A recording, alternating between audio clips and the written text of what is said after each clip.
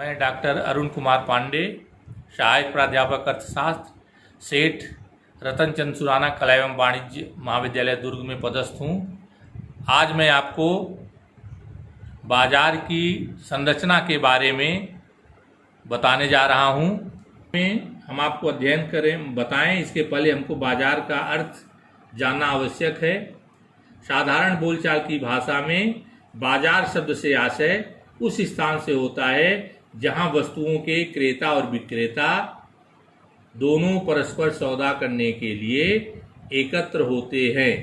परंतु अर्थशास्त्र में बाजार का आशय किसी स्थान से नहीं वरन उस संपूर्ण क्षेत्र से होता है जहां किसी वस्तु के क्रेता एवं विक्रेता फैले होते हैं, जिनमें स्वतंत्र प्रतियोगिता पाई जाती है, जिसके परिणाम स्वरूप उस वस्तु का मूल्य सर्वत्र एक होता है।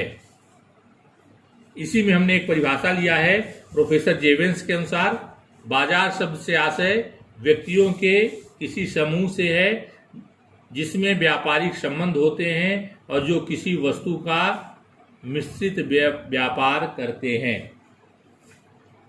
अब बाजार के तत्व, पहला है क्षेत्र। अर्थशास्त्र में बाजार शब्द से आशय किसी स्थान विशेष से नहीं बल्कि बाजार का बोध उस समस्त क्षेत्र से होता है जिसमें बेचने वाले और खरीदने वाले फैले होते हैं और वे आपस में स्वतंत्रता पूर्वक प्रतियोगिता करते हैं। क्षेत्र एक निश्चित बाजार की पहली प्रमुख विशेषता यह है कि बाजार के लिए एक निश्चित क्षेत्र होता है जहां पर क्रेता और विक्रेता आपस में वस्तुओं का लेन देन करते हैं। दूसरा है एक वस्तु। अर्थशास्त्र में एक ही वस्तु को बाजार माना जाता है। व्यवहार में हम एक ही स्थान पर एक से अधिक वस्तुएं खरीदते हैं, जैसे सब्जियां, फल, मछली या मीट कह लें। एक ही स्थान पर हम चाहते हैं कि हमको सभी वस्तुएं मिल जाएं। नंबर 3 क्रेता और विक्रेता। क्रेता एवं विक्रेता दोनों ही बाजार के महत्वपूर्ण और अभिन्न अंग हैं। क्रेता मतलब खरीदार और बेचने वाला, खरीदने वाला और बेचने वाला अगर बाजार में नहीं रहेगा तो बाजार का अस्तित्व नहीं कहा जाएगा, बाजार अपने अस्तित्व में नहीं रहेगा। नंबर 4 स्वतंत्र प्रतियोगिता। क्रेता एवं विक्रेता दोनों ही बाजार के महत्वपूर्ण एवं अभिन्न अंग हैं जिनमें स्वतंत्र प्रतियोगिता पाई जाती है। स्वतंत्र प्रतियोगिता का अर्थ है कि क्रेता और विक्रेताओं पर सौदा करते समय किसी प्रकार का प्रतिबंध नहीं होता, स्वतंत्र होते हैं। उदाहरण के लिए मान लीजिए हम जब कोई वस्तु सब्जी मार्केट जाते हैं तो देखिए बहुत सारे विक्रेता बैठे रहते हैं वहां पर वस्तु बेचने के लिए और खरीदारों की संख्या भी बहुत सारी रहती है। हर एक विक्रेता चाहता है कि हमारी वस्तु पहले बिके, उसके लिए वो गला फाड़ फाड़ के चिल्लाता रहता है कि अमुक वस्तु इतने रुपए किलो में है। उसके बगल वाला वही वस्तु बेचने के लिए बैठा है, वो कुछ और कीमत बता रहा है।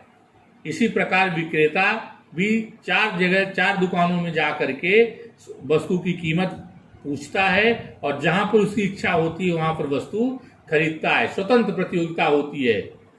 और नंबर 5 है एक कीमत। क्योंकि जब बाजार में विक्रेताओं एवं क्रेताओं में स्वतंत्र प्रतियोगिता होगी तो इसका परिणाम यह होगा कि वस्तु की कीमत एक समय में एक ही होगी।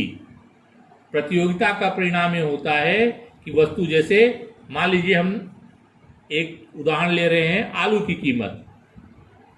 आलू की कीमत हर एक व्यापारी बोल रहा है 20 रुपए प्रति किलो आलू देंगे।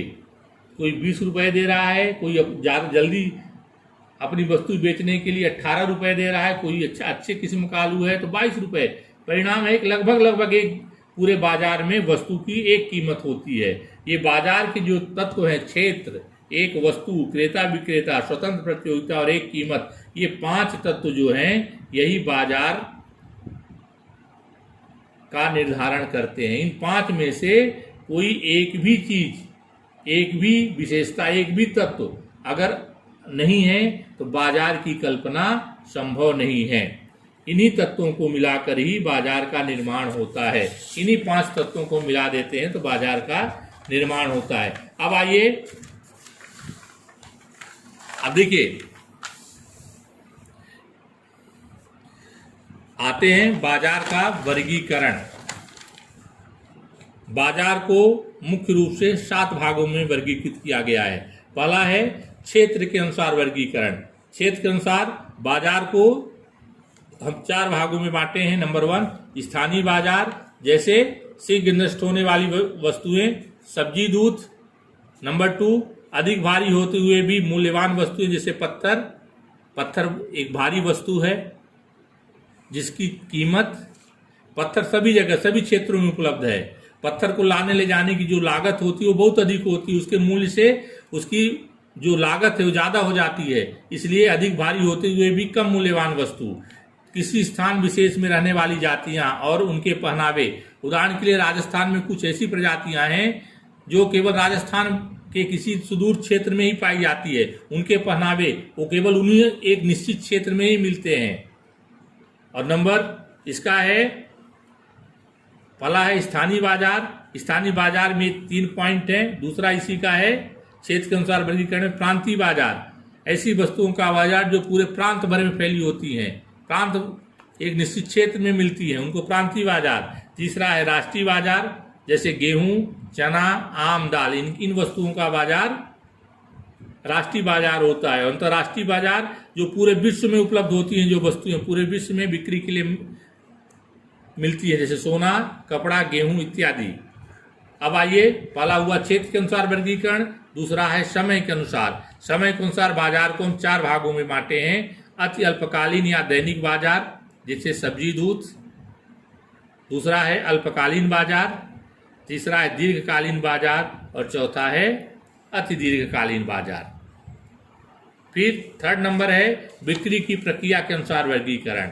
बिक्री की प्रक्रिया के अनुसार बाजार को निम्न भागों में बांटा गया है। नंबर 1 निरीक्षण के द्वारा बेची जाने वाली वस्तुओं का बाजार, जैसे गाय, भैंस, बकरी, घोड़ा। ये है जो लोग इन जानवरों को रखने के शौकीन होते हैं, उनसे आप पूछिए, जब इनको क्रय करने के लिए जाते हैं तो इनको निरीक्षण इनका करते हैं, इनको देखते हैं कि अगर मान लीजिए हम कोई गाय खरीद रहे हैं तो गाय दूध देती है कि नहीं देती है, गाय का स्वभाव कैसा है, गाय में किसी प्रकार की कोई रोग या कोई मर्ज तो नहीं है। इनको हम देख करके ही इनको खरीदते हैं।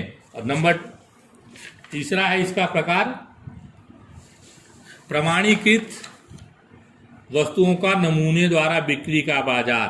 प्रमाणीकृत वस्तुओं का, जो जैसे साबुन, पाउडर, क्रीम जो आप उपयोग करते हैं, आप दुकान में जाते हैं, उसका नाम लेते हैं कि हमको अमुक साबुन चाहिए,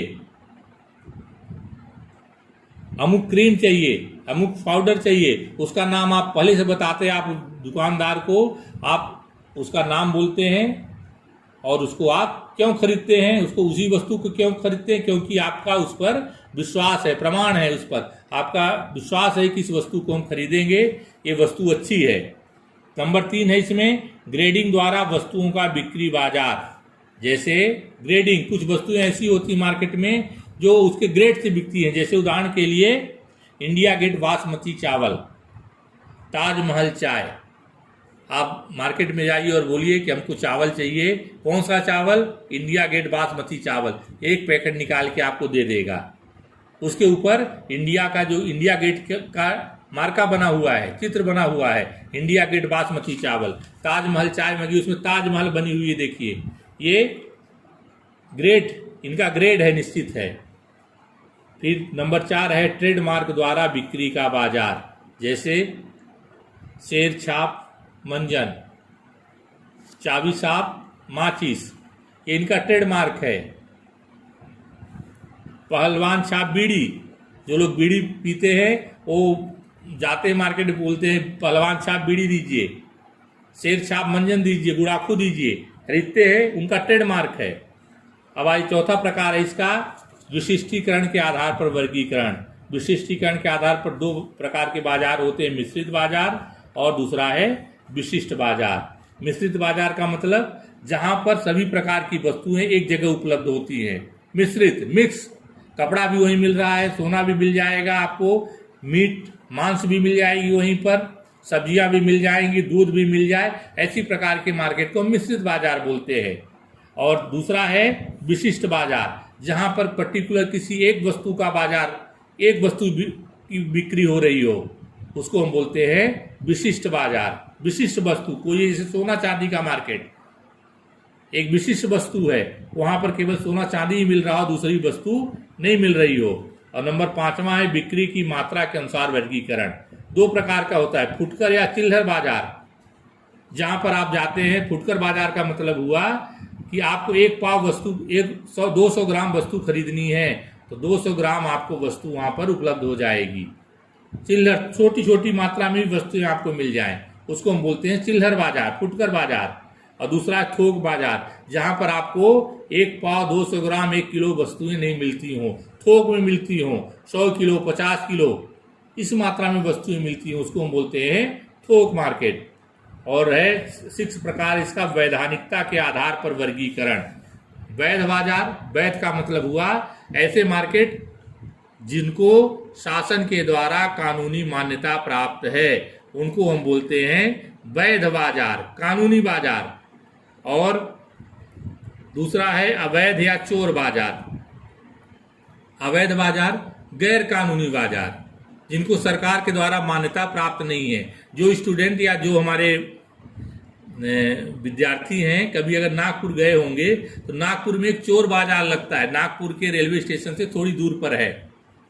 एक कोई टाकीज है, उसके पास में नाम थोड़ा सा भूल रहा है हमको, वहां पर एक चोर बाजार लगता है। बहुत लगभग आधे किलोमीटर के एरिया में फैले रहते हैं, रोड के किनारे बैठे रहते हैं। मैंने एक बार वहां पर निरीक्षण किया था, चोर बाजार। वहां पर जैसे गाड़ी के चक्के, आपकी गाड़ी कहीं पर मान लीजिए पार्किंग में खड़ी है और कभी आप देखते हैं कि हमारी गाड़ी के जो स्टेपनी है वो चोरी हो गई, कहाँ चली गई स्टेपनी? ये चोर लोग जो चुराते हैं तो ले जाकर कहीं न कहीं बेचते हैं। वो सभी वस्तुएं वहां पर चोर बाजार में मिल जाती हैं। किसी गाड़ी की स्टेपनी हो गई, किसी के घर के थालियां चोरी होती हैं तो थाली वहां पर रखी हैं बिकने के लिए, पुरानी सेकंड हैंड थालियां। ऐसे बाजार जो अवैध होते हैं, वैधानिक काम करते हैं, उनको हम अवैध या चोर बाजार बोलते हैं। और 7वां प्रकार है प्रतियोगिता के आधार पर वर्गीकरण। देखिए, जो हम बाजार का स्ट्रक्चर पढ़ रहे हैं, ढांचा पढ़ रहे हैं, वो ये मेन रूप से यही है, बाजार का प्रतियोगिता के आधार पर वर्गीकरण। चूंकि इसके 7 प्रकार, 6 और प्रकार हैं, इसलिए सभी प्रकारों के बारे में जानकारी आपको होनी चाहिए। प्रतियोगिता के आधार पर पूर्ण प्रतियोगिता का बाजार, अपूर्ण प्रतियोगिता का बाजार और एकाधिकार, ये 3 मेन प्रकार हैं। क्योंकि अपूर्ण प्रतियोगिता का जो क्षेत्र है वो बहुत विस्तृत है, इसलिए इसको हमने द्वियाधिकार और अल्पाधिकार में भी विभाजित कर दिया है। अब आइए, इसमें एक चीज और है, बाजार के विस्तार को प्रभावित करने वाले तत्व। बाजार के विस्तार को प्रभावित करने वाले तत्व, 2 तत्व हैं मुख्य रूप से। पहला है वस्तु के गुण और दूसरा है देश की आंतरिक परिस्थितियां। वस्तु के गुण के अंतर्गत पहला पॉइंट है मांग की व्यापकता। यदि किसी वस्तु की मांग व्यापक और नियमित है तो उसका बाजार विस्तृत होगा। मांग की व्यापकता, जिस वस्तु की जितनी अधिक मांग होगी उसका बाजार उतना अधिक विस्तृत होगा। बाजार के विस्तार को प्रभावित करने वाला सबसे पहला प्रमुख तत्व है वस्तु की मांग। जिस वस्तु की जितनी अधिक मांग होगी उसका बाजार उतना अधिक विस्तृत होगा। नंबर 2 है वस्तु की पूर्ति। यदि किसी वस्तु की पूर्ति काफी बड़ी मात्रा में होती है और मांग के अनुसार शीघ्र बढ़ाई जा सकती है तो उसका बाजार विस्तृत होगा। नंबर 3 है वस्तु का टिकाऊपन। जो वस्तुएं लंबे समय तक टिकती, टिकाऊपन पर लंबे समय तक रह सकती हैं, नष्ट नहीं होती, खराब नहीं होती, उनका बाजार विस्तृत होगा। नंबर 4 वहनीयता। वहनीयता का मतलब हुआ जिन वस्तुओं को हम सरलता पूर्वक और कम लागत पर एक स्थान से दूसरे स्थान पर ले जा सकते हैं। कम लागत पर और सरलता पूर्वक एक स्थान से दूसरे स्थान पर हम ले जा सकते हैं, उन वस्तुओं का बाजार विस्तृत होगा। और नंबर 5 है ग्रेडिंग एवं नमूने की सुविधा। ग्रेडिंग और नमूने की सुविधा का मतलब ऐसी वस्तुओं का बाजार प्राय विस्तृत होता है जिनके नमूने अच्छी प्रकार से बनाए जा सकते हैं, जिनको विभिन्न ग्रेडों में विभाजित किया जा सकता है। जैसे मैंने पहले बताया आपको, इंडिया गेट बासमती चावल, सरवती गेहूं, कपास। फिर है स्थानापन्न वस्तुओं की उपलब्धता, नंबर 6 पॉइंट। जिन वस्तुओं की स्थानापन्न वस्तुएं बाजार में उपलब्ध होती हैं उनका बाजार विस्तृत होता है। ऐसी वस्तुएं जिनकी स्थानापन्न वस्तुएं बाजार में उपलब्ध नहीं होती उनका बाजार सीमित होता है। सेकंड पॉइंट है देश की आंतरिक परिस्थितियां। देश की आंतरिक परिस्थितियां बाजार के विस्तार को प्रभावित करने वाली दूसरा प्रमुख तत्व है देश की आंतरिक परिस्थितियां। आंतरिक परिस्थितियां मतलब हुआ देश की जो, अगर देश में, पहला पॉइंट है शांति एवं सुरक्षा। अगर देश में शांति है, सुरक्षा है, तो बाजार का विस्तार, बाजार विस्तृत होगा। अगर देश में अस्थिरता है, असुरक्षा है, तो बाजार का आकार सीमित होगा। दूसरा, परिवहन एवं संवाद वाहन के साधनों की उपलब्धता। जिस क्षेत्र में जितना अधिक परिवहन के साधनों का विकास होगा, वह उस क्षेत्र में उतने अधिक बाजार का विस्तार होगा। जहां पर जितने अधिक संचार के साधनों की सुविधाएं होगी, बाजार का विस्तार उतना अधिक होगा।